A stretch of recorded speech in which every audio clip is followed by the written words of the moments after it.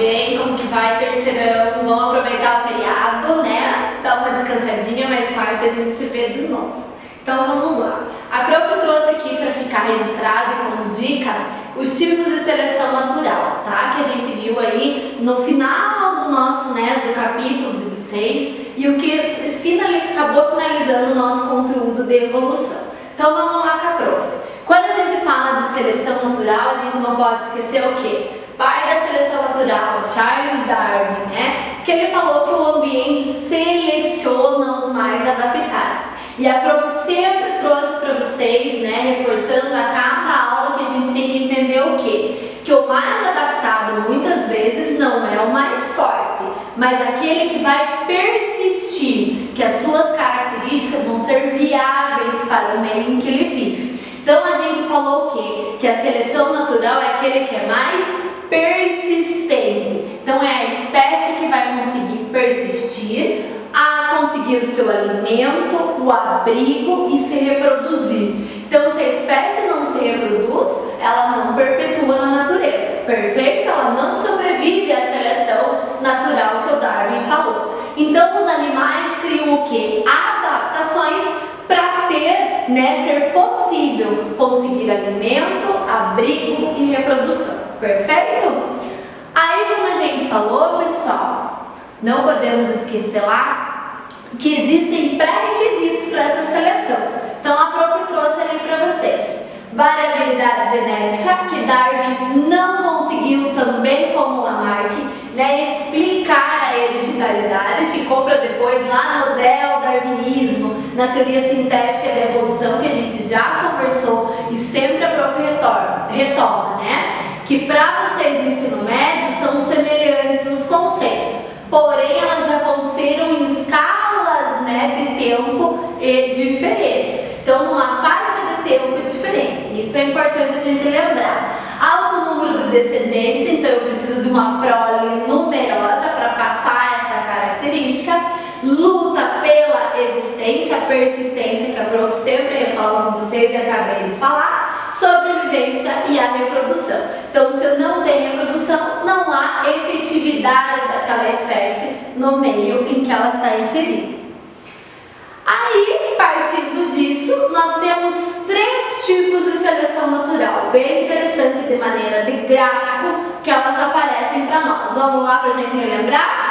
A estabilizadora, né, que é o favorecimento do fenótipo intermediário, porque sempre a gente fala assim, né, nossa, aquela característica aparece mais, e geralmente é o fenótipo intermediário que aparece mais. Os extremos, seja ele dominante e recessivo, né, dominante e homozigoto, azão, para a gente exemplificar, sendo recessivo ou homozigoto azinho, aparecem em menos quantidade, perfeito? Direcional, vai direcionar para um dos extremos. Então, algum dos extremos, ou dominante ou recessivo, em homozigose, vai ser favorecido.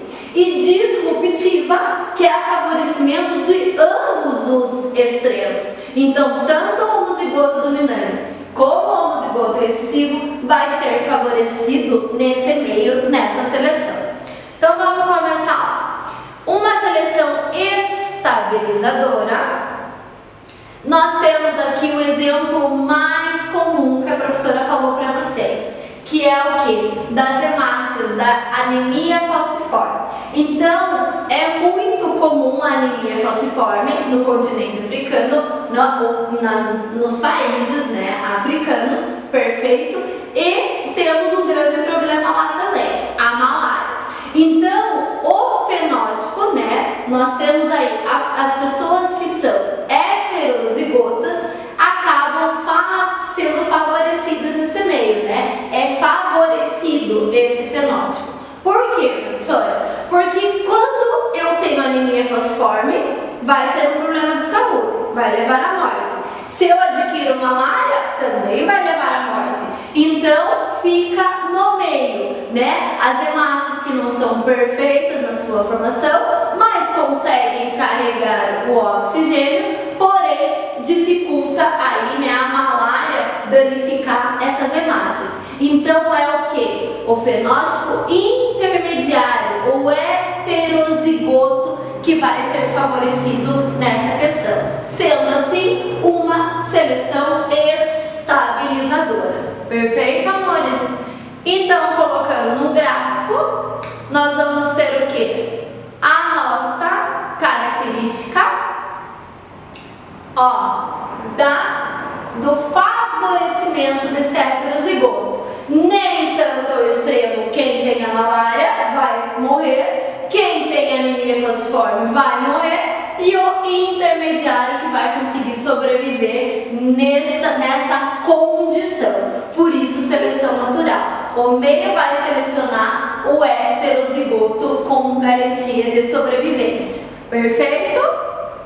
Aí nós temos a seleção direcional. O que é a seleção direcional? Direciona para um dos extremos. Aqui a gente tem o quê? O exemplo dos inseticidas, né? Dos insetos. Então, alguns insetos não vão ser resistentes, poucos insetos vão ser resistentes, ou aqueles insetos que vão ser extremamente resistentes a esse contexto. Então, é um dos extremos que vai ser dado importância e vai conseguir se adaptar e sobreviver nessa seleção natural. Então, nós dizemos o quê?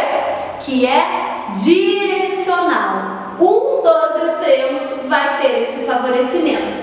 Outro exemplo bastante usado para esse tipo de seleção é a ação dos antibióticos. Então, não esqueçam lá que eu tenho as pouco resistentes, que é o intermediário, as resistentes, que é um dos extremos, e as não resistentes, que é o outro extremo. Então, quando a gente fala de seleção direcional, direciono para as resistentes. São as bactérias que vão sobreviver ao antibiótico. Estão em um dos extremos da nossa seleção natural aí, com o fenótipo que? Dominante. Perfeito?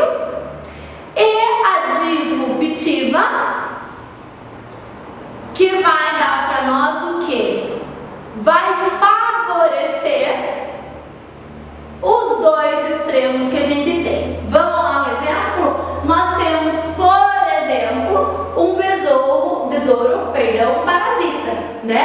Ele gosta de sementes medianas. Ah, professora, sério que ele é tão assim? É muito fresquinho. Então, medianas. As pequenas para ele não servem, as grandes para ele não servem, que são os dois extremos.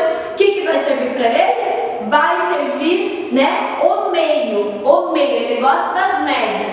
Então, favorece os extremos, porque ele gosta das médias. Ele então vai focar nas médias. Então, o fenótipo intermediário vai ser o alimento, né? Ele vai parasitar com mais frequência. Enquanto os dois extremos, as grandes e as pequenas, ficam favorecidas quando a gente fala da seleção disruptiva. Perfeito, amores? A gente se vê então nas aulas. Um beijo, fiquem bem e a gente se